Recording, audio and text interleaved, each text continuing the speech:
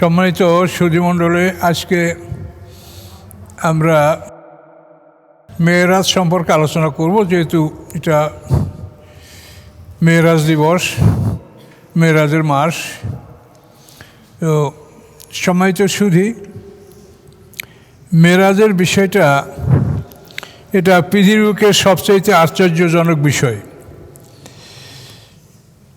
আদম আলাইহিস সালাম থেকে এ পর্যন্ত এরকম আশ্চর্য ঘটনা আর দ্বিতীয়টি ঘটে নাই। আমরা আলোচনা করলেই জানতে পারবো যে আল্লাহ কি বলেছেন এখানে। আউযু বিল্লাহি মিনাশ শাইতানির রাজিম, বিসমিল্লাহির রহমানির রহিম। সুবহানাল্লাযী আসরা বিআবদিহি লাইলাম মিনাল মাসজিদিল হারামি ইলাল মাসজিদিল আকসা আল্লাযী বারাকনা হাওলাহু লিনুরিয়াহু মিন আয়াতিনা ইন্নাহু হুয়াস সামিউল বাসীর। পবিত্রতা সেই আল্লাহর, যিনি তার বান্দাকে রাতের একাংশে মসজিদে হারাম থেকে দূরবর্তী মসজিদে নিয়ে গেলেন। মসজিদে হারাম হলো মক্কা ঘর, কাবা ঘর, আর মসজিদে আকসা দূরবর্তী মসজিদ হচ্ছে বাইতুল মুকাদ্দাস। এই বাইতুল মুকাদ্দাস, বাইত মানে ঘর, মুকাদ্দাস মানে পবিত্র। এই বাইতুল মুকাদ্দাস, এই অঞ্চলটাকে আল্লাহ তাআলা কোরআনে আরদে মুকাদ্দাসও বলেছেন, পবিত্র ভূমি। তার কারণ এখানে বহু নবী রাসূলদের আবির্ভাব ঘটেছে এই অঞ্চলে। ইব্রাহিম আলাইহিস সালামের ছেলে ইসহাক আলাইহিস সালাম, তারপরে তার ছেলে ইয়াকুব আলাইহিস সালাম, এখান থেকে আরম্ভ করে বনী ইসরাঈলদের ঈসা আলাইহিস সালাম পর্যন্ত যত নবী রাসূল আসেন সব এই বাইতুল মুকাদ্দাস অঞ্চলে আসছেন। তো এই নবী রাসূলদের পদাচরণের কারণে আল্লাহ তাআলা এই জমিনটাকেই পবিত্র জমিন হিসাবে ঘোষণা করেছেন, যে পবিত্র জমিন। তো আল্লাহ বলেন তার বান্দা মুহাম্মদ সাল্লাল্লাহু আলাইহি ওয়াসাল্লামকে তিনি রাতের একাংশে মসজিদে হারাম থেকে দূরবর্তী মসজিদে নিয়ে গেলেন, মসজিদে আকসা, বাইতুল মুকাদ্দাস। আল্লাযী বারাকনা হাওলু, সে মসজিদ এমন একটি স্থানে যে যার চারপাশে আমি বরকত দান করেছি। তো আমি আমার বান্দাকে সেখানে কেন নিয়ে গেলাম? আল্লাহ বলেন লিনুরিয়াহু মিন আয়াতিনা, যাতে আমি তাকে আমার কতগুলি নিদর্শন দেখাতে পারি। ইন্নাহু হুয়াস সামিউল বাসীর, নিশ্চয়ই আল্লাহ তাআলা তিনি সব কিছু শ্রবণকারী এবং সব কিছুর দর্শক। তো আল্লাহ তাআলা তার রাসূলকে কিছু নিদর্শন দেখানোর জন্য মসজিদে হারাম থেকে রজব মাসের 7 তারিখ রাত্রে মসজিদে হারাম থেকে তাকে বাইতুল মুকাদ্দাস নিয়ে গেলেন। মসজিদে হারাম থেকে বাইতুল মুকাদ্দাসের দূরত্ব হল 40 মঞ্জিল, অর্থাৎ সাধারণ সওয়ারির পরে ঘোড়া বা উঠে বা পদব্রজে গেলে 40 দিনের রাস্তা, 40টা মঞ্জিল, 16 মাইল 1 মঞ্জিল, তো এর 40 মঞ্জিল। তো অ্যারাবিয়ান মাইল কিন্তু আমাদের এই খ্রিস্টান মাইল না, অ্যারাবিয়ান মাইল হলো 4000 গজে মাইল। খ্রিস্টানদের মাইল হলো 1760 গজে মাইল, আর এখন হলো মিটার, 1000 মিটারে 1 কিলোমিটার। কিন্তু এই যে কোরআনে যে সফরের কথা বলা আছে, তো সেখানে কিন্তু এই মাইলটা হচ্ছে অ্যারাবিয়ান মাইল, আরব দেশের মাইল। সেখানে 4000 গজে মাইল অথবা 12000 কদমে 1 মাইল। এটা আপনারা সূরা নিসার মধ্যে এটা পাবেন, যেখানে সফরের কথা বলা আছে, সেখানে এই কথাগুলি বলা আছে হাসিয়ার মধ্যে, যে অ্যারাবিয়ান মাইল হলো 4000 গজে মাইল। তো এই মাইলে 16 মাইলে 1 মঞ্জিল, এবং 3 মঞ্জিল দূরে সফরের নিয়াত করলে মানুষ মুসাফির হবে। সম্মানিত সুধী, তো এখানে এই আশ্চর্য বিষয় যে পৃথিবীতে এমন কোনো ঘটনা ইতিপূর্বে বা আজ পর্যন্ত এই মেরাজ ছাড়া ঘটে নাই, যে আল্লাহ তাআলা একই রাত্রে তার একজন বান্দাকে মসজিদে হারাম থেকে মসজিদে আকসায় নিয়ে গেছেন।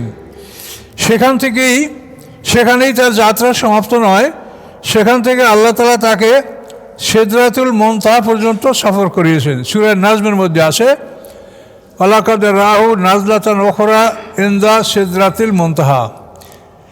মুহাম্মদ সাল্লাল্লাহু আলাইহি ওয়াসাল্লাম জিবরিল আমিনকে আর একবার দেখেছেন সিদরাতুল মুনতাহার কাছে। জিবরিল আমিনকে আল্লাহ রসুল প্রথম দেখেছেন আরাফাত প্রান্তরে, পৃথিবীর বুকে। আল্লাহ রসুল জিবরিল আমিনকে অনুরোধ করেছেন যে আপনাকে আমি একটু সশরীরে দেখতে চাই। তো জিবরিল আমিন বলছেন যে এটা আপনার পক্ষে অসম্ভব ব্যাপার হবে। তারপর আল্লাহ রসুল অনুরোধ করেন যে হ্যাঁ আমি একটু আপনাকে দেখব।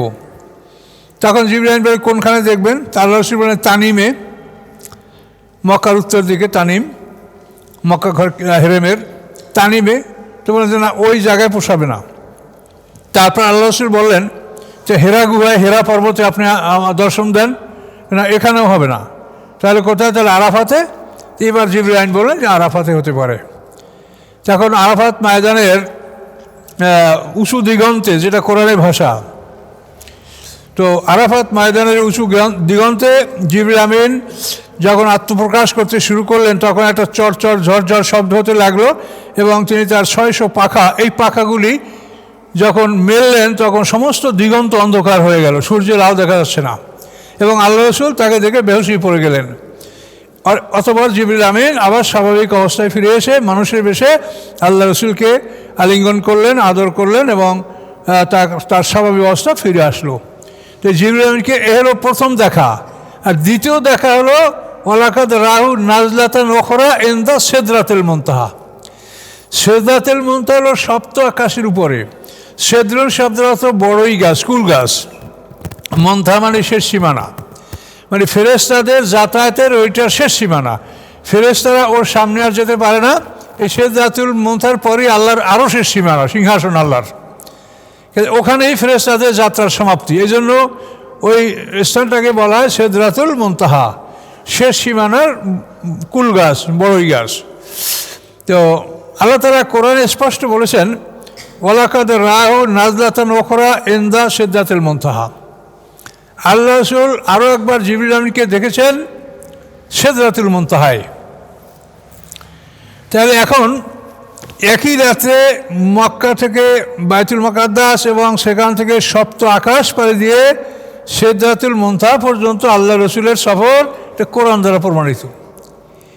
এরকম আশ্চর্য বিষয় পৃথিবীতে ইতিপূর্বেও ঘটে নাই, আজ পর্যন্ত ঘটে নাই, আর ঘটবে কিনা ঘটার মনে হয় যে সম্ভাবনাও নাই। তার কারণ আমাদের বিজ্ঞানীরা, পৃথিবীর উন্নত দেশের বিজ্ঞানীরা, তারা হয়তো চাঁদে গেছে, চাঁদ থেকে মঙ্গলে গেছে, এই পর্যন্ত যাইয়েই তারা সাবাস খুব গেছে। আর আমাদের রাসূল সাল্লাল্লাহু আলাইহি ওয়াসাল্লাম তিনি সপ্ত আকাশের উপরে সিদরাতুল মুনতাহা সেখান পর্যন্ত গেছে। এটা কোরআন বলছে, এটা আমাদের কারো মুখের কথা না। তাহলে এই ঘটনাটা বিশ্বের সবচেয়ে যে আশ্চর্য ঘটনা, এবং এটা আল্লাহই সংগঠিত করেছেন। এটা কোনো মানুষের পক্ষে এটা করা সম্ভব নয়। এবং আল্লাহ তাআলা এভাবে তার রসুলকে শ্রেষ্ঠত্ব দান করেছেন। সকল নবী রসুলদেরই মেরাজ হয়েছে, কিন্তু সেই মেরাজগুলি মুসা আলাইহিস সালাম তুর পাহাড়ে বসে আল্লাহর দিদার, আল্লাহর সাথে কথোপকথন হয়েছে। ইব্রাহিম আলাইহিস সালামও ওইভাবে আল্লাহ বলেন ওয়াকাযালিকা নুরি ইব্রাহিমা মালাকুতাস সামাওয়াতি ওয়াল আরদ, এভাবে আমি ইব্রাহিম আলাইহিস সালামকে আকাশ পৃথিবীর রাজত্ব আমি তাকে দেখিয়েছি। পৃথিবীতে কি কোথায় হচ্ছে সব ইব্রাহিম আলাইহিস সালাম দেখতে পেয়েছেন। তো এভাবে সমস্ত নবী রাসূলদেরই মেরাজ বা তাদের ঊর্ধ্বগমন বা তাদের সম্মাননা এটা আল্লাহ ঘটিয়ে থাকেন। কিন্তু আমাদের রাসূলের ব্যাপারে যেটা ঘটিয়েছেন আর এটা বিরল, এর সমকক্ষ, এর সমতুল আর পৃথিবীতে কখনো ঘটান নাই আল্লাহ। তো আল্লাহ রসুল সেখানে কিভাবে গেছেন এগুলি হাদিসে বিস্তারিত বিবরণ আছে, তাফসিরে বিস্তারিত বিবরণ আছে। সাধারণভাবে বলা হয় যে একটা বৈদ্যুতিক যানে জিবরিল আমিন তাকে সওয়ার করিয়ে তাকে নিয়ে গেছেন বাইতুল মুকাদ্দাসে। সেটাকে আমরা সাধারণত বোরাক বলি। বারকুন মানে বিদ্যুৎ, কাহারবাই আরবিতে বলে বিদ্যুৎ, এর থেকে বোরাক, বারকুন বৈদ্যুতিক যান। তো আল্লাহই ভালো জানেন যে কিসে তাকে নিয়ে যাওয়া হয়েছে। জিবরিল আমিন তার সর্বদা সাথে ছিলেন। বাইতুল মুকাদ্দাসে গিয়ে উপস্থিত হওয়ার পরে জিবরিল আমিন আজান দিয়েছেন, তারপর তিনি একামত দিয়েছেন। এই জিবরিল আমিনের আজানে সেখানে সমস্ত নবী রসুলরা হাজির হয়েছেন এবং তাদের সামনে আল্লাহ রসুল 2 রাকাত সালাত আদায় করেছেন, তিনি ইমামতি করেছেন। আল্লাহ রসুলের পিছনে ইব্রাহিম আলাইহিস সালাম ছিলেন, তার ডানে ইসমাঈল আলাইহিস সালাম, বামে ইসহাক আলাইহিস সালাম, এরপরে মুসা আলাইহিস সালাম। এভাবে 4 কাতার রাসূল এবং 3 কাতার নবী সেখানে উপস্থিত ছিলেন। এদের সামনে আল্লাহ রসুল ইমামতি করেছেন। নামাজ শেষ করার পরে তিনি তাদেরকে একটা প্রশ্ন করেছেন। প্রশ্নটা ছিল এই যে আল্লাহ তাআলা যে প্রশ্নটা রাসূলকে করতে বলেছেন, আল্লাহ বলেছেন ওয়াসআল মান কাদ আরসালনা ক্বাবলাকা মির রুসুলিনা আজআলনা মিন দুনির রহমানি আলিহাতান ইয়াবুদুন। এই প্রশ্ন আল্লাহ বলেছেন ওয়াসআল, হে রাসূল আপনি জিজ্ঞাসা করেন, মান কাদ আরসালনা ক্বাবলাকা মির রুসুলিনা, আপনার আগে যে সমস্ত রাসূলগণকে আমি পাঠিয়েছি তাদেরকে আপনি জিজ্ঞাসা করেন যে আজআলনা মিন দুনির রহমানি আলিহাতান ইয়াবুদুন, রহমানের পরিবর্তে কি অন্য কারো ইবাদত করার জন্য আমি অনুমতি দিয়েছি? রহমান ছাড়া আর কারো ইবাদত করা যাবে এমন কোনো অনুমতি কি আমি দিয়েছি? এটা আপনার পূর্বের সমস্ত নবী রাসূলদেরকে আপনি জিজ্ঞাসা করেন। এখন রাসূল হলেন শেষ নবী, তিনি তার আগের নবী রাসূলদেরকে কেমনে জিজ্ঞাসা করবেন? এই সুযোগটা আল্লাহ তাআলা এখানে ত্যাগ করে দিলেন যে সব নবী রাসূলদেরকে আল্লাহ হাজির করে দিলেন এবং তাদের সামনে আল্লাহ রসুল মানে সালাত আদায় করার পরে আল্লাহ রসুল এই প্রশ্ন তাদেরকে করলেন যে রহমান, যে আল্লাহ তাআলা এই রহমান আর আল্লাহ তো আল্লাহর সিফাতি নাম, তো আজআলনা মিন দুনির রহমানি আলিহাতান ইয়াবুদুন, যে রহমান ছাড়া আমি আর কোনো ইলাহর ইবাদত করতে কি অনুমতি দিয়েছি? সবাই বললেন যে না, আপনি সাইয়্যিদুল মুরসালিন সাইয়্যিদুল আম্বিয়া, আপনি আমাদের ইমামতি করেছেন, তো আমরা সবাই আদম আলাইহিস সালাম থেকে আপনার পর্যন্ত আমাদের সবাইকে আল্লাহ তাআলা একটাই আদেশ দিয়েছে, সেটা হচ্ছে লা ইলাহা ইল্লাল্লাহ, বাস এটাই আদেশ, আর না কিছু। এই লা ইলাহা ইল্লাল্লাহ এই বাণীটাই প্রচার করতে হবে। তো এখন কোন যুগে কোন সময়ে কোন পয়গম্বর দায়িত্ব পালন করেছেন, এই জন্য ওই কলেমার সাথে সেই পয়গম্বরের নামটা থাকছে। আদম আলাইহিস সালাম এই লা ইলাহা ইল্লাল্লাহর দায়িত্ব যখন পালন করেছেন, ওই আদম আলাইহিস সালামের যুগের কলেমে আসে লা ইলাহা ইল্লাল্লাহ আদম ও শফিউল্লাহ। নূহ আলাইহিস সালাম যখন দায়িত্ব পালন করেছেন তখন তার কলেমার সাথে আসে লা ইলাহা ইল্লাল্লাহ নূহ নবিউল্লাহ। ইব্রাহিম আলাইহিস সালাম যখন দায়িত্ব পালন করেছেন তখন তার কলেমার সাথে লেখা আসে লা ইলাহা ইল্লাল্লাহ ইব্রাহিম ও খলিলুল্লাহ। এভাবে ঈসা রুহুল্লাহ, মুসা কালিমুল্লাহ, দাউদ খলিফাতুল্লাহ, মুহাম্মদ রাসূলুল্লাহ সাল্লাল্লাহু আলাইহি সাল্লাম, এই নামগুলি কলেমার সাথে থাকার উদ্দেশ্য হলো যে কোন সময়কে দায়িত্ব পালন করেছে এটার পরিচয়।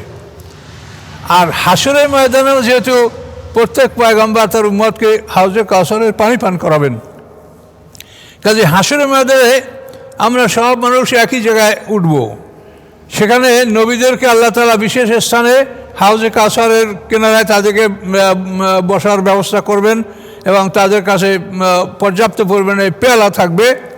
তো এখন কোন নবীর উম্মতকে এটা জানার জন্য কলেমার সাথে নবীর নাম থাকা প্রয়োজন, এবং এইটা আমলনামার হেডলাইন। আমলনামার প্রথম বাক্যটাই হলো আমাদের লা ইলাহা ইল্লাল্লাহ, এর সাথে মুহাম্মদ রাসূলুল্লাহ। তাহলে এই বাতাকা মানে এই আইডেন্টি কার্ড দেখেই ফেরেশতারা বুঝতে পারবে যে এই লোকগুলো উম্মতে মুহাম্মদী, এরা মুহাম্মদের উম্মত। তখন ফেরেশতারা আমাদেরকে পথ দেখিয়ে দেবে যে এই পথে অগ্রসর হলেই রাসূল সাল্লাল্লাহু আলাইহি ওয়াসাল্লাম সাথে দেখা হবে এবং তার হাতে আপনারা হাউজে কাউসারে পানি পান করতে পারবেন। তো এই জন্য কলেমার সাথে পয়গম্বরের নামটা এটা অনিবার্য করা হয়েছে, এটারও হুকায়ত সেই।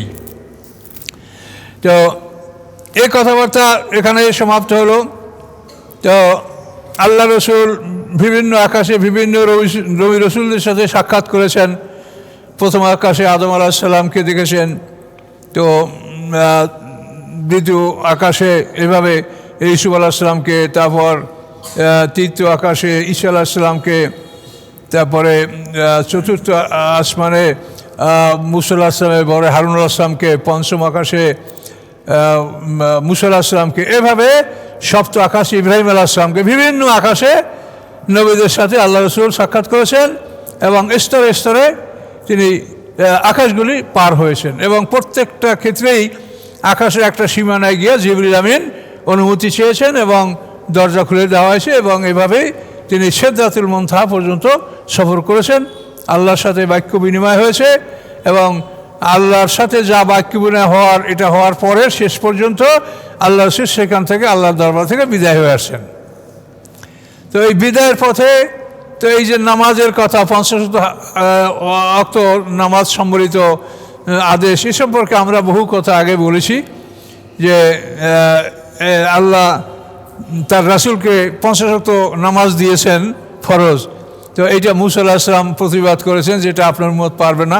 তখন আল্লাহ রসুল মানে স্তরে স্তরে মানে 9 বারে 5 নং 45 ওয়াক্ত নামাজ কমিয়েছেন, এটা হাদিসে বলা আছে, কিন্তু আমরা এটাকে সমর্থন করি না। তার কারণ আল্লাহ তাআলা এমন নন যে তার কিছু অজানা আছে। তো আল্লাহ তাআলা এরকম কোনো কাজ করেন না যেটা অপ্রয়োজনীয়। কাজেই আল্লাহ যে কাজ করেন সেটা চূড়ান্ত, সেখানে কোনো সন্দেহ ভুল ভ্রান্তি থাকে না। কাজেই আল্লাহ তাআলা আমাদেরকে 5 ওয়াক্ত নামাজ ফরজ করেছেন, এটাই সত্য। পূর্ববর্তী উম্মতের উপরে নামাজ ছিল 3 ওয়াক্ত, আমাদের নামাজ হয়েছে 5 ওয়াক্ত। আর মেরাজের আগেও নামাজ ছিল আমাদের উপরে ফজর এবং মাগরিব এই 2 ওয়াক্ত। এরপরে মেরাজের নামাজ হয়েছে 5 ওয়াক্ত। কিন্তু এই 50 ওয়াক্ত নামাজের ব্যাপারটা এটা আমরা মনে করি এটা যে ইসরায়েলের রওয়ায়াত বা এটা কোনো সত্য ঘটনা না, এটা হতেই পারে না। এবং আল্লাহর রসুল যাকে আল্লাহ তাআলা কত মানে উন্নত মানের সম্বর্ধনা দিয়েছেন সেটা আমরা কোনো ভাষা ব্যক্ত করতে পারি না।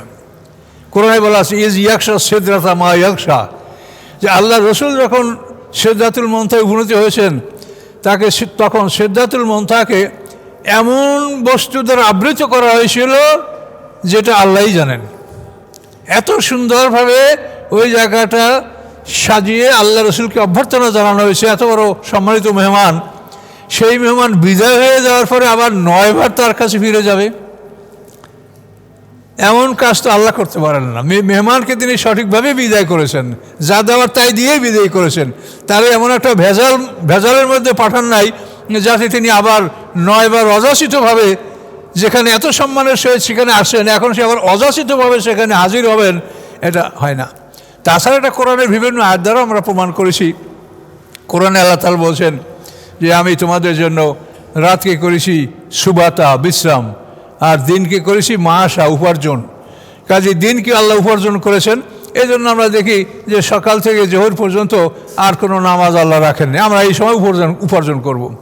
আবার এশার পরে ফজর পর্যন্ত কোনো ফরজ নামাজ নাই, এই সময় আমরা বিশ্রাম করব। আপনি যদি ওভার ডিউটি করে দেন সেটা আপনি লাভ পাবেন, সেটা তাহাজ্জুদ নামাজ বা অন্যান্য ইবাদতের কথা বলা আছে, কিন্তু আল্লাহ আপনাকে ফরজ করেন নাই। তো যে কথাগুলো করেন স্পষ্ট বলা যে আমি রাতকে করেছি বিশ্রাম এবং দিনকে করেছি তোমাদের জন্য উপার্জন, সেখানে হতেই পারে না যে সেই আল্লাহ আবার আমাদেরকে দিবারাত্রিতে 50 ওয়াক্ত নামাজ ফরজ করবেন। তো এই জন্য হাদিসের ব্যাপারটা হয়েছে কি, হাদিস তো এটাকে দেখেন কোরআনকে কতভাবে সংরক্ষণ করা হয়েছে। আল্লাহ রসুলের ইন্তেকালের আগে, অর্থাৎ আল্লাহ রসুল বিদায় হজের পরে যে তিনি 81 দিন বেঁচে ছিলেন, এই সময়টা আল্লাহ রসুল শুধু কোরআনের পিছনেই সময়টা ব্যয় করেছেন। কোরআন ঠিক মতো লেখা হয়েছে কিনা, যে 50 জনের মতো কাতিব হই তারা ঠিক মতো লিখেছে কিনা, কোনো একটা মক্কি কোনো একটা মাদানি, কোন সূরার মধ্যে কোনো একটা ঢুকবে, এইগুলি সব দেখভাল করার জন্য আল্লাহ রসুল এই 81 দিন সময়টা কাটিয়েছেন। কোনো না যুদ্ধ না বিগ্রহ না অন্য কোনো কিছু, এই সময় সবসময় মসজিদে সাহাবায়ে কেরামরা ভরপুর ছিলেন এবং জিবরিল আমিন সবসময় আল্লাহ রসুলের সাথে ছিলেন। জিবরিল আমিন আল্লাহ রসুলকে 2 বার কোরআন শরীফ মুখস্থ শুনিয়েছেন এবং আল্লাহ রসুল জিবরিল আমিনকে 2 বার মুখস্থ শুনিয়েছেন। এইভাবে কোরআনকে একটা চূড়ান্ত করে 71 করেন নাই, কিন্তু যাদের কাছে লেখা ছিল কাতেবি তাদের কাছে বিষয়টা চূড়ান্ত করে আল্লাহ রসুল পৃথিবী থেকে বিদায় গ্রহণ করেছেন। পরবর্তীতে এটাকে হযরত আবু বকর সিদ্দিক রাদিয়াল্লাহু তাআলা আনহুর জামানায় ইয়ামামার যুদ্ধের পরে এটা মোটামুটি সংকলন করা হয়েছে এবং ওসমান গনি রাদিয়াল্লাহু তাআলা আনহুর পরে জামানায় এটা আরও অন্যরকম করা হয়েছে। ওসমান গনি রাদিয়াল্লাহু তাআলা আনহুর সময় করা হয়েছে কি, সেটা একই জিনিস, কিন্তু এতটুকু করা হয়েছে যে হাদিসের মধ্যে বর্ণিত হয়েছে যে উনজিলাল কোরআন ও আলা সাবাতে, মানে 60টা ভাষায়, মানে 60টা ভাষায় কোরআন নাযিল হয়েছে। 60টা ভাষার অর্থ হলো যে বিভিন্ন যে বড় বড় গোত্র, সাকিব, হাওয়াজিন, কোরাইশ, মোদের, এই বড় বড় যে জাতিগুলি, এদের মানে ভাষাগত যে একটু ব্যবধান, যেমন ইয়াত্তাহারুন, এটা কেউ কেউ বলছে ইয়া তাতাহারুন। এইভাবে একটা শব্দের উচ্চারণে এই 7টা জাতির মধ্যে একটু ব্যবধান ছিল। তো এখন এই 7টা ভাষাই কোরআন তারা পড়তো, একই শব্দ, কিন্তু এটা যেমন অদ্দোহা, এটাকে কোনো জাতি পড়তো অদ্দোহে, অদ্দোহে অল্লাইল, এরকম একটু যে যাওয়ার একটু ব্যবধান করে একটু মানে হেরফের করে পড়ার একটা সিস্টেম ছিল, শব্দটা কিন্তু ঠিকই ছিল। তো এগুলির কারণে ও যখন ইসলাম সারা পৃথিবীব্যাপী ছড়ায় পড়ছিল, মহাদেশ থেকে মহাদেশ ব্যাপী, তখন এগুলিতে ও সন্দেহ সৃষ্টি হচ্ছিল যে তাহলে অদ্দোহে না অদ্দোহা। তখন ওসমান গনি রাদিয়াল্লাহু তাআলা আনহু এই সমস্ত কপিগুলি তলব করে শুধু আলা লোগাতে করাইছেন। এই 7টা লোগাতে যে কোরআন নাযিল হয়েছে, এটা সব অন্য অন্য শব্দগুলির ক্যান্সেল করে শুধু কোরাইশরা কি উচ্চারণ করে, এই শুধু কোরাইশদের উচ্চারণটা রাখা হয়েছে, অন্য উচ্চারণগুলি রহিত করা হয়েছে। ওসমান গনি এতটুকু কাজ করেছেন। তো এই জন্য কিন্তু যারা সমালোচক, তারা অনেক সমালোচনা করে যে ওসমান গনি কোরআন পড়ায় আছে, তে মুখ করছে সমুখ করছে, কিন্তু সে কাজটা এতটুকুই করছে যে উনজিলার কোরআন আলা সাবাতে আবহুর মানে আহরুফেন, 7টা হরফ অর্থাৎ 7টা লোগাতে, মানে 7টা আঞ্চলিক ভাষায় যে কোরআনের কোনো কোনো শব্দগুলি উচ্চারণ করার বৈধতা ছিল, ওসমান গনি রাদিয়াল্লাহু তাআলা আনহু এটাকে সব বাতিল করে দিয়ে শুধু কোরাইশরা কি উচ্চারণ করছে এটাই রাখা হয়েছে। তো এখন আমাদের কাছে যে কোরআন উচ্চারণটা আছে একই উচ্চারণ, এটা কোরাইশদের উচ্চারণ। তো সম্মানিত সুধী, আল্লাহ রসুল এই কোরআন তিনি এভাবে সুরক্ষা সংরক্ষণ করার ব্যবস্থা করেছেন। এরপরে সূরা হিজরে 9 নম্বর আয়াতে আল্লাহ স্পষ্ট বলেছেন, ইন্না নাহনু নাযালনা যিকরা ওয়া ইন্না লাহু লাহাফিজুন, নিশ্চয়ই আমি এই কোরআন নাজিল করেছি এবং নিশ্চয়ই আমি কোরআনের হেফাজতকারী। তো যেখানে আল্লাহ স্বয়ং বলছেন যে আমি কোরআনের হেফাজতকারী, সেখানে কোরআনের মধ্যে কোনো হেরফের হওয়া বা শয়তানের কিছু প্রবেশ এটা সম্ভব নয়। তারপর কিন্তু কোরআনের সূরা হজের মধ্যে বলছে আশ্চর্য কথা, আল্লাহ বলছেন ওমা আরসালনামিন নবিয়্যিন ওয়ালা রাসূলিন ইল্লা যা তামান্না আলকা শাইতানু ফি উমনিয়াতিহি। আল্লাহ বলেন আমি পাঠাই নেই কোনো নবী, পাঠাই নেই কোনো রসুল এই অবস্থা ছাড়া যে তাদের পাঠের সাথে শয়তানও কিছু পাঠ করত, কিন্তু আমি শয়তানের পাঠকে রহিত করে আমার আয়াতকে আমি প্রতিষ্ঠিত করে দিয়েছি। তো এখন আল্লাহর কোরআন পাঠের সাথে, আল্লাহর ওহী অন্যান্য আসমানি কিতাব পাঠ করার সাথে শয়তান সেখানে তাদের পাঠ মিশিয়ে দেওয়ার চেষ্টা করছে। আমাদের রসুলের সাথে সূরা নাজমের সাথে করেছে, বিরাট ঘটনা আছে। তাহলে দেখা যায় যে শয়তান এভাবে মানে ওহীকে এলোমেলো করার জন্য সে মারাত্মক চেষ্টা করেছে। কিন্তু এগুলি তো ওহীর ক্ষেত্রে আল্লাহ বলেছেন যে আমার ওহীর মধ্যে শয়তান এরকম কিছু করতে লাগলে আমি সেটাকে রহিত করে দিয়ে আমার ওহীটাকে আমি প্রতিষ্ঠিত করে দিয়েছি। কিন্তু হাদিসের ব্যাপারে তো এগুলো বলা হয় নাই, আর হাদিসের ব্যাপারে তো এরকম সংরক্ষণের ব্যবস্থা করা হয় নাই। এটা রাসূল সাল্লাল্লাহু আলাইহি ওয়াসাল্লাম যদি লিখে দিয়ে যাইতেন যে এটা আমি লিখছি তোমরা সংরক্ষণ করো, তাহলে একটা গ্যারান্টি থাকতো, তাও তিনি করেন নাই। সাহাবীরাও লেখেন নাই, তাবিঈনরাও লেখেন নাই। এখন রাসূল, সাহাবী, তাবিঈন এদের পরে 233 হিজরিতে এই বুখারী শরীফ লেখা হয়েছে। কারণ এই জন্য এই কিতাবগুলির মধ্যে যেমন আল্লাহর রাসূলের কথা আছে, তেমন অনেক বাজে কথা, জাল কথাও আছে। সেটা যদি আমরা নির্ণয় করতে না পারি তাহলে আমরাই বিপদগ্রস্ত হব। এই জন্য কোরআন এর মধ্যে কোনো সন্দেহ নাই, কিন্তু হাদিস তো আর লড়াই ব্যাপী না, এটা আপনাকে যাচাই বাছাই করতে হবে, কোরআনের সাথে মিলিয়ে দেখতে হবে যে কথাগুলো ঠিক আছে কিনা। আর কোরআনের সাথে মিলানো ছাড়া অন্য কোনো উপায় আমরা যাচাই বাছাই করতে পারবো না, অন্য কোনো উপায় এগুলি সঠিক উপায় হবে না। তো এই জন্য হাদিসের যে কথাগুলি আসে, যে অনেক হাদিস, এজন্য আমাদের দিনের কোনো ক্ষতি হচ্ছে না। আমাদের যে ইসলামের অবকাঠামো বা আমাদের দিনের যে স্ট্রাকচার, আমরা যে শরীয়তের ফরজ, ওয়াজিব, সুন্নাত, মুস্তাহাব, এ ব্যাপারে কোনো ব্যাপারে আমাদের কোনো ব্যবধান হচ্ছে না। হচ্ছে কি, এই জাল হাদিসগুলির মাধ্যমে আমাদের মধ্যে অতি গোপনের শিরক ঢুকিয়ে দেওয়া হচ্ছে। এটা কিন্তু খুব গভীরভাবে গবেষণা না করলে এটা আপনার ধরা পড়বে না। আমরাও প্রথম জীবনে এগুলো বুঝি না, আমাদের প্রথম জীবনের আলোচনায় লেখায় অনেক ভুলভ্রান্তি আছে, আমরা তখন এগুলো বুঝি নাই যে এই জাল হাদিসগুলোর মধ্যে কী ক্ষতি আছে। তো যাই হোক, সেগুলো আমি আলাদা পর্বে আপনাদের সামনে আলোচনা করব বা ইউটিউবে দেবো, আপনারা দেখতে পারবেন। তো এখন এই মেরাজ সম্পর্কে সংক্ষিপ্ত কথা, যে এই মেরাজ থেকে আল্লাহ রসুল একই রাত্রে জান্নাত জাহান্নাম সফর, কারা জান্নাতে যাবে কারা জাহান্নামে যাবে, যারা এখনও জন্মগ্রহণ করে নাই তারা কে কোথায় যাবে, আল্লাহ তাআলা সব তার রাসূলকে দেখিয়েছেন। এটা আল্লাহর স্পেশাল কুদরত, স্পেশাল পাওয়ার। তো এভাবে সব কিছু জান্নাত জাহান্নাম সব কিছু দেখেছেন। অমর ইবনুল লুহা, যে আরব দেশে প্রথম পাথরের মূর্তি আমদানি করেছিল, সে কিভাবে আগুনে জ্বলছে আল্লাহ রাসূল তাকে দেখেছেন। কেদার বিন সালেব, যে সালেহ আসলামের রুটের পা কেটেছিল, সে কীভাবে আগুনের শাস্তি পাচ্ছে আল্লাহ রসুল তা দেখেছেন এবং বর্ণনা করেছেন। নারীদের সম্পর্কে আল্লাহ রসুল একটু আফসোস করে বলেছেন যে ইয়া মাশার নেশা উরিত আকসারা কুন্না ফিন্নার, হে নারীগণ তোমাদের অধিকাংশ আমি জাহান্নামে দেখে আসি। এখন এটা আমরা আমার মা আমার বোন আমার মেয়ে এভাবেই তো তারা, নারীরা তো অন্য কেউ না, কাজেই তারা জাহান্নামে আল্লাহ রসুল দেখেন, এটা তো আমার জন্য দুঃখজনক ব্যাপার। তো এটার কারণ হলো যে নারীদের ব্যাপারে শরীয়তের যে ব্যাপারে গাফলতি এটা বেশিরভাগ। আল্লাহ রাসূল উল্লেখ করছেন ওই হাদিসে যে তোমরা মানে তোমাদের মধ্যে আর কি যে আল্লাহর শুকরিয়া এইটার অভাব, নারীদের মধ্যে আল্লাহর দরবারে শুকরিয়া আদায় করা, মানে স্বামীর প্রতি তারা সন্তুষ্ট হতে পারে না।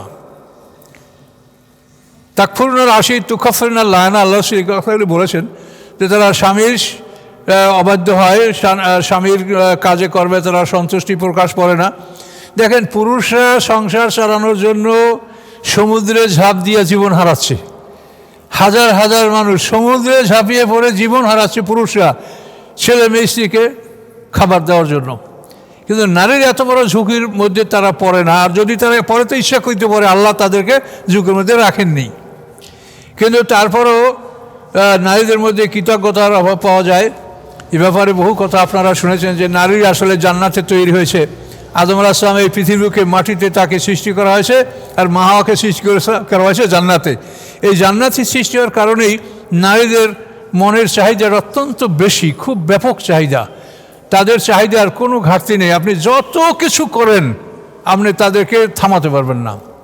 আপনি আজ $1,00,000 বাজার করবেন, কাইল আবার 50,000 লিস্ট দেবে, এইটা লাগবে। আপনি দেখবেন যেটা না হইলেও হয়, কিন্তু সে বলবে এটা লাগবে, তা নইলে আপনার সাথে মনোমানিল্য। তো এই জন্য বিষয়গুলি আল্লাহ রসুল মেরাজে এভাবে দেখেছেন এবং খুব মারাত্মক বিষয়গুলি আল্লাহ রসুল দেখেছেন। তো একটা আপনাদেরকে বলি, আল্লাহ রসুল এক জায়গায় দেখেছেন যে ভুনা গোশত এবং তার পাশেই পচা গোশত। তো সেখানে দেখা যাচ্ছে একদল মানুষ ওই ভুনা গোশত খাচ্ছে না, পচা গোশতগুলো মুখ দিয়ে খাচ্ছে।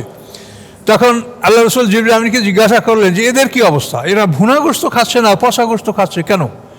তখন জিবরিল আমিন বললেন যে এই পুরুষগুলি পৃথিবীতে অবৈধ ভালোবাসা করেছে, স্ত্রীর সাথে ঝগড়াঝাঁটি মারামারি করেছে আর অবৈধ ভালোবাসা করেছে।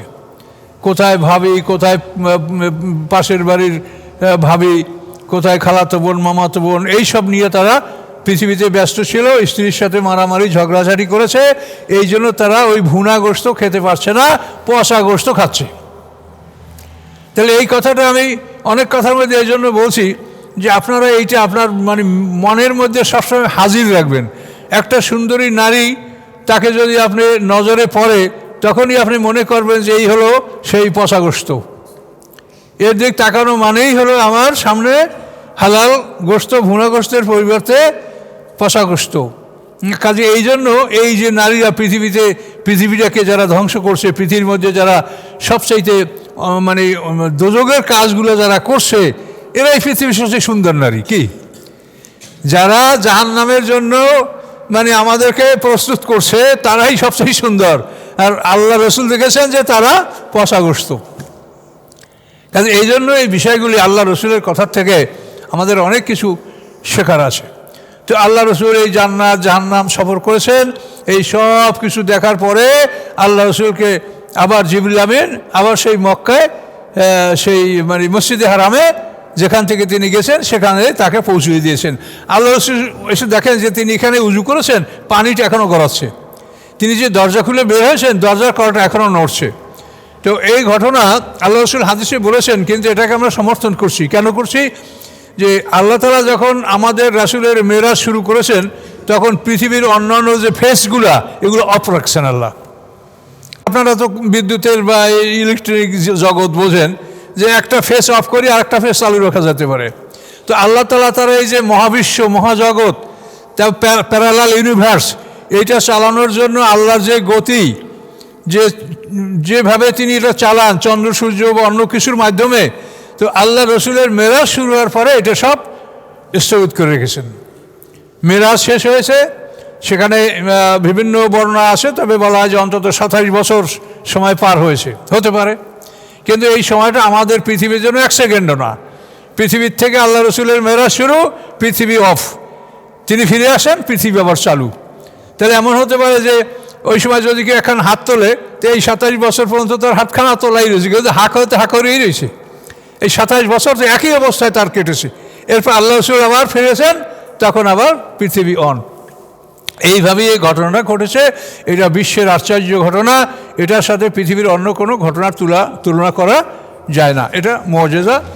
তো এভাবে আল্লাহ রসুল মক্কা যখন আসতেছেন, তো জিতুয়া নামক জায়গায় আসার পরে আল্লাহ রসুল জিবরাইলকে বলে যে আমাকে যে আল্লাহ তাআলা এই সফর করালেন, এটা তো আমার জাতি বিশ্বাস করবে না। তখন জিবরাইল বলে যে কেউ বিশ্বাস না করলে আবু বকর সিদ্দিক বিশ্বাস করবে, এটা জিবরাইল বললেন।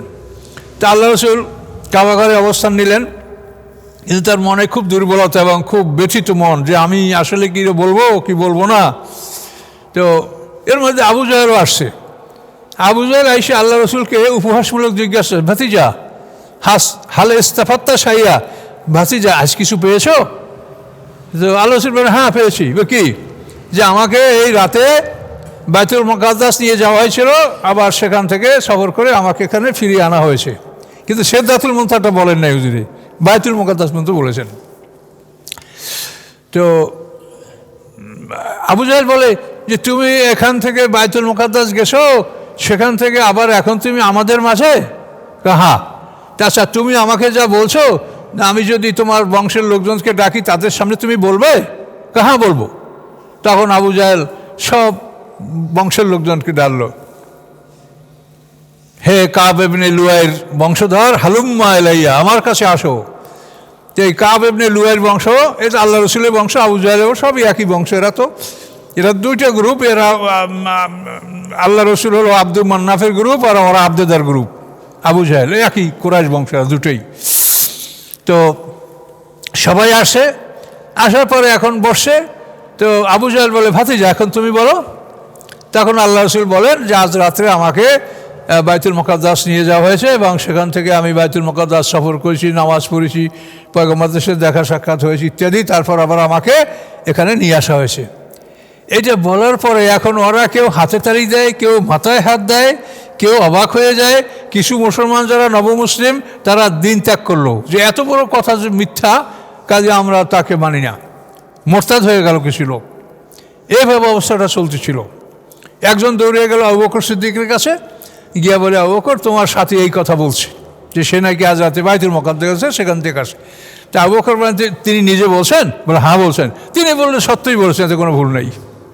আবু বকর সিদ্দিক তিনি বললে সত্য বলেছেন। তিনি আসে যে দূরের খবর আমাদেরকে বলেন সকাল সন্ধ্যা, আসমান থেকে কী খবর আসে আমরা তা বিশ্বাস করি। কাজে তিনি যদি বলে থাকেন কোনো সন্দেহ না, এটা ঠিক বলছেন উনি। এরপরে ওরা চিন্তা করলো যে আমরা কীভাবে এটা যাচ পড়তাল করবো। তখন ওদের মধ্যে এমন কিছু লোক ছিল যারা বাইতুল মুকাদ্দাস গেছে, সে ওই জায়গাটা মসজিদটা চিনে। তারা বলল যে তুমি যদি বাইতুল মুকাদ্দাস থাকো তো ওটার বিবরণ দিতে পারো? হ্যাঁ পারি। তখন ওর বলো। তখন আল্লাহ রসুল বাইতুল মুকাদ্দাসের বিবরণ দিতে লাগলেন, কিন্তু সব মনে থাকছে না, মাঝে মাঝে যেন বিব্রত হচ্ছেন। তখন আল্লাহ তাআলা বাইতুল মুকাদ্দাসকে আকিল ইবনে আবি তালিবের গৃহের সামনে বাইতুল মুকাদ্দাস মসজিদ হাজির করে দিলেন। তো আল্লাহ রসুল বলেন আমি দেখে দেখে বাইতুল মুকাদ্দাসের বিবরণ দিচ্ছিলাম, এবং আমার বিবরণ শুনে ওরা সবাই বললো যে হ্যাঁ বিবরণ ঠিকই দিয়েছে। তার সামনে সময় নাই, তো মোটামুটি আমরা এতটুকু আপনারা জানবেন যে এই মেরাজ এটা বিশ্বের সবচেয়ে আশ্চর্য ঘটনা। পৃথিবী এখন পর্যন্ত যতখানি অগ্রসর হয়েছে তাতে কোনোভাবেই তারা মেরাজের সমকক্ষ ধারে কাছেও তারা কিছু যেতে পারে নাই। আল্লাহ রসুলকে আল্লাহ তাআলা এই সম্মান দান করেছেন। তিনি আমাদের রসুল, আমরা তার উম্মত। কাজেই তার আনুগত্য করার জন্য আল্লাহ তাআলা কোরআনে 40 বার আদেশ করেছেন যে রাসূলের আনুগত্য করতে হবে। কাজেই আমরা যেন রাসূলের আনুগত্য করি, এবং এটা যেন অনুসন্ধান করে জেনে শুনে আমরা আমল করার চেষ্টা করি। আসসালামু আলাইকুম রহমতুল্লাহ।